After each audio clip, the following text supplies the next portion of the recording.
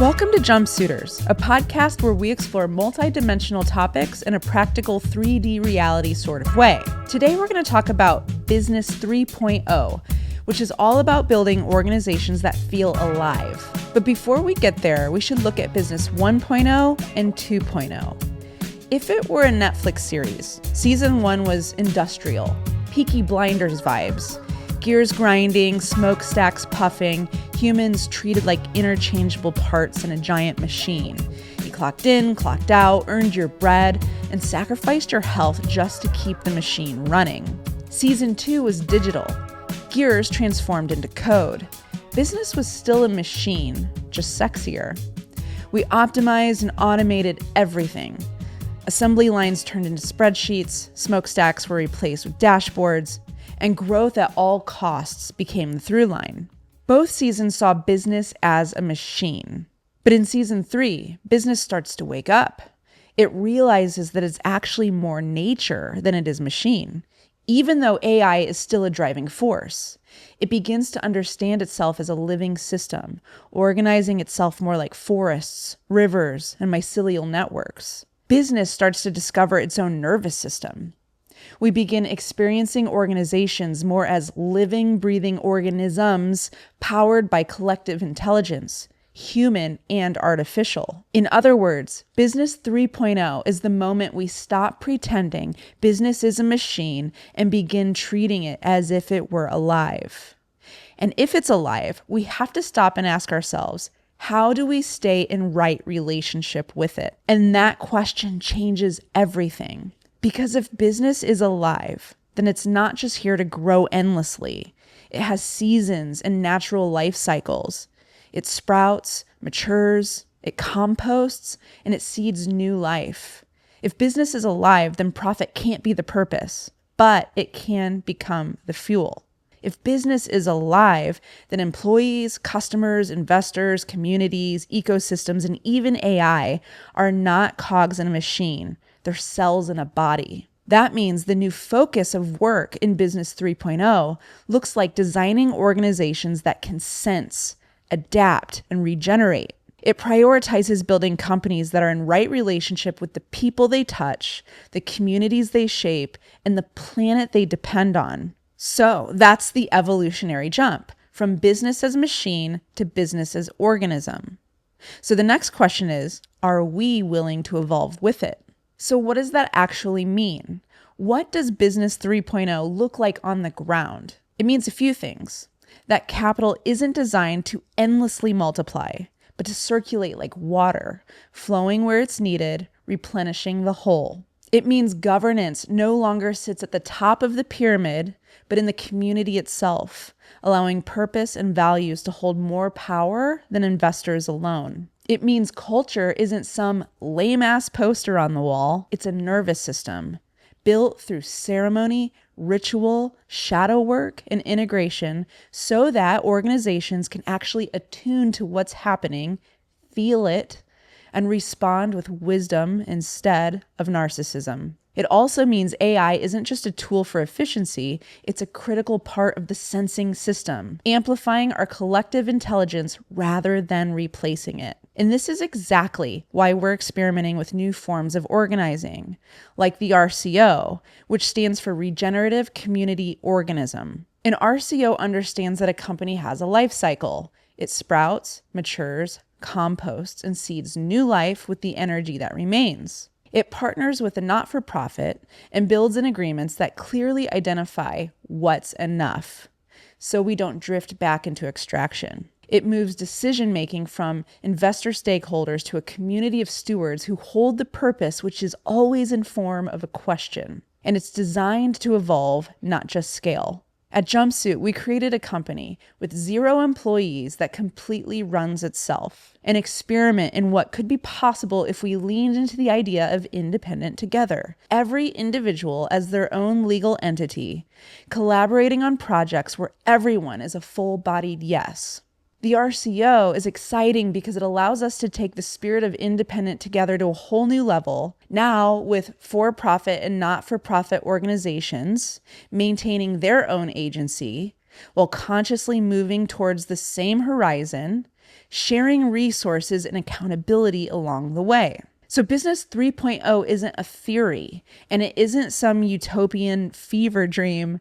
It's something we're actively prototyping right now with real companies, real communities, and real experiments. The faster your organization can adapt, the better off you'll be in the long run, because the machine model is glitching out. The structures and systems we've relied on are collapsing, from broken supply chains, mental health crises, AI layoffs, and people who are absolutely over being treated as disposable parts. The old way cannot handle the level of complexity we're in. Machines will break under chaos, but organisms adapt. And the companies that survive the next decade are the ones that treat themselves like organisms, sensing, relational, adaptive. And it will require the humans guiding them to be sensing, relational, and adaptive, to understand their own nervous systems and to do the inner work to make it possible to collaborate. The rainforest doesn't hustle, it just is. And yet it's the most productive, abundant, resilient system we've ever seen. That's what Business 3.0 is about. Making companies that don't just survive the chaos, but actually thrive because of it. To break this down a little further, Business 3.0 isn't just a metaphor about forests and networks. It has its own DNA, a set of principles that we bring in across every experiment. The first one is emergence. Instead of clinging to a 5-year strategy and plan, we orient around a living question. We adjust as conditions shift. It's less like building a dam and more like surfing a wave. Emergence is the process of sensing and allowing, scaffolding, and then pausing to integrate. The second is enoughness. Instead of asking, how big can this get? The question becomes, what's enough? Enough profit, enough scale, enough market share? And once we know what enough is, we can redistribute the surplus back into the ecosystem. The third is stewardship. Power doesn't sit only with investors or executives at the top. It's shared by the community, the employees, the customers, the partners, all the people who are in right relationship with the purpose. That's how we stay aligned when the old way would pull us off course. And the fourth is circulation. Money doesn't just pool at the top anymore. It does what all energy wants to do: move. Like water through the system, it nourishes that which needs nourishing. It keeps flowing instead of getting stuck. And finally, ceremony. Every major milestone, every meeting is an opportunity to deeply connect with one another and with our guiding question. We design rituals to integrate, to feel, to evolve consciously. Ceremony is how the organism pauses to sense itself and remember what it's here for. When people first heard of Jumpsuit, they believed us to be a creative agency. And we were. We built campaigns, designed and launched products, made incredibly creative things. But even in the early days, there was always an undercurrent. People weren't just coming to us for creative. They were coming because of our culture. They wanted to be around the energy of Jumpsuit. Over time, we realized what we were actually building wasn't just an agency. It was a prototype for the future of work, a network of independence, freely moving in and out, collaborating fluidly, maintaining their own agency. We were never limited to a physical location, a static team, or a concrete business model. We were experimenting with what it looked like to really be independent together. The shift became obvious when clients stopped asking us for creative work and started asking us how we worked, how we organized without falling into rigid hierarchies, how we ran lean, self-organizing teams across a trusted network of over 200 independents, how we kept the culture alive when there wasn't a physical space, employees, or staff. We embrace the evolution from creative agency to becoming a guide for what's next. As we step into our future of work consulting practice for Business 3.0, we're here to help other companies move from machine to organism, from the old way of working to the next. And that's where we are now. Jumpsuit isn't just a creative agency anymore.